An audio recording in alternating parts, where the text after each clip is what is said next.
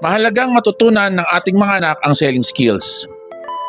Gusto mo bang maging matagumpay ang inyong mga anak? Hindi lang sa negosyo, pati sa buhay. Sa panahong busy ang mga bata sa social media at online gamings, nasisiguro mo ba na kaya nilang harapin ang anumang pagsubok na buhay sa darating na mga panahon? Sa mga hindi pa nakakilala sa akin, ako nga pala si Billy Sioson, isang negosyanteng OFW. At ito ang kwento. Noong mga edad 9 hanggang 10 taon, sa tuwing walang klase, mayroon akong kaibigan na lumuluwas dito sa Maynila galing Bicol para magbakasyon. At nung sila nga ay lumuwas dito, may mga dala silang buko, niyog at iba't ibang klaseng gulay. At nung kinabukasan ay nagluto ang kanyang lola ng bukayo. At sinabihan nga siya na ibenta yung bukayo para kumita naman sila ng pera. At nung naluto na yung bukayo, sinabihan kami ng lola niya na ibenta nga yung bukayo sa labas, ilako, para maging pera. At dahil nga nandun ako, so syempre kasama na ako. Pero dahil wala naman akong karanasan sa pagbebenta, nandun yung nagdalawang isip ako.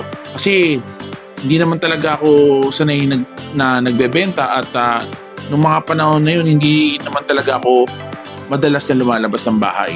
Siyempre, nahihiya ako. Kaya naman talagang nag-isip ako ng mabuti. At isa nga sa pumasok sa aking isipan ay yung hiya na kung ano na lang yung sasabihin ng tao sa amin. Siyempre, nagbebenta ka ng bukayo, para bang sa isip ko para bang pang mahirap siya. Kasi kung may kaya naman kayo, hindi ka naman basta-basta magbebenta ng mga ganun. So talagang nagdadalawang isip ako ng mga oras na yon.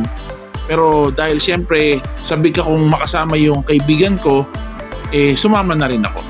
At nung lumabas nga kami, siya kagad yung kaibigan ko kagad ang sumikaw ng bukayo, bili na kayo. Meron pa nga siyang sinasabi, pakumbo. Sa Bicol yata, ang tawag sa bukayo ay pakumbo. So yun na nga, naglako kami, hiyang-hiya ako, pero siya patuloy siyang sumisigaw ng bukayo. Hanggang sa nakarating kami sa gitna ng aming street at yun na nga, nakita kami ng isa nakakatanda doon. Tinukso na agad kami ng, oh, yung mga bukayo, nandito na. So, hiyang-hiya talaga ako. Pero, nung maubos namin yung mga paninda naming bukayo, nagkaroon ako ng parang kasiyahan sa sarili ko kasi nakaubos kami. At ito pa yung matindi, nung nakauwi na kami at binibilang na yung pera, tuwang-tuwa yung lola niya at syempre tuwang-tuwa na rin ako dahil naubos nga namin yung bukayo kahit hindi naman ako ganong nag-effort. Pero doon ko rin na laman na ganun pala kumita ng pera. So sa edad kong 9 hanggang 10 taon, nagka-idea na agad ako kung paano kumita ng pera.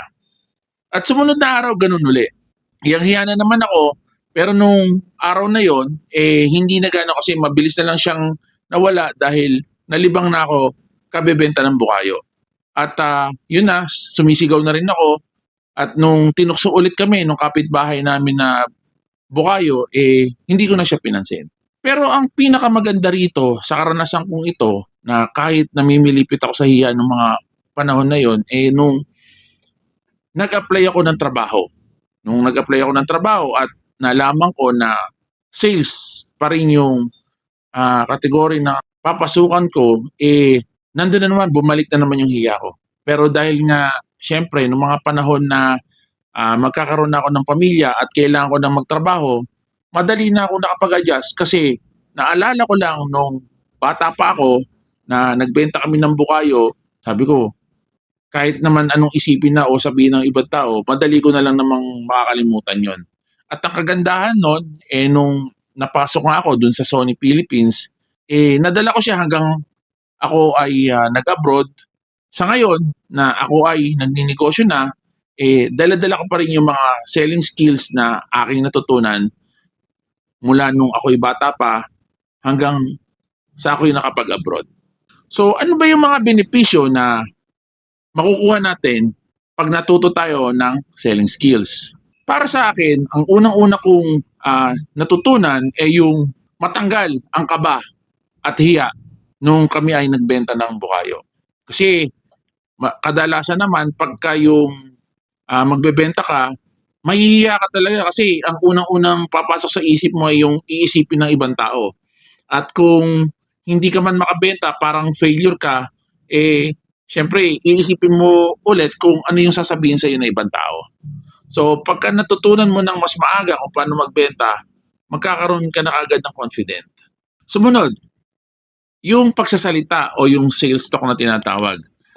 Actually, natutunan ko talagang mag-sales talk ng malupitan nung nasa abroad na ako, nung nasa Dubai na ako. Kasi iba't ibang nationality na yung nakakausap ko at syempre kumbaga ibang antas na ng mga tao yun nandun. Doon ko talaga napagbuti ng gusto yung aking pagsasalita or yung aking selling skills. Sumunod yung paano kumita at paano mo pahahalagahan ng pera. Dahil nga nung bata kami, hindi ko naman talaga alam kung paano kumikita ng pera. Siyempre, nakaasa pa tayo sa magulang natin. Doon ko nalaman na pag nagbenta ka pala, doon ka talaga kikita.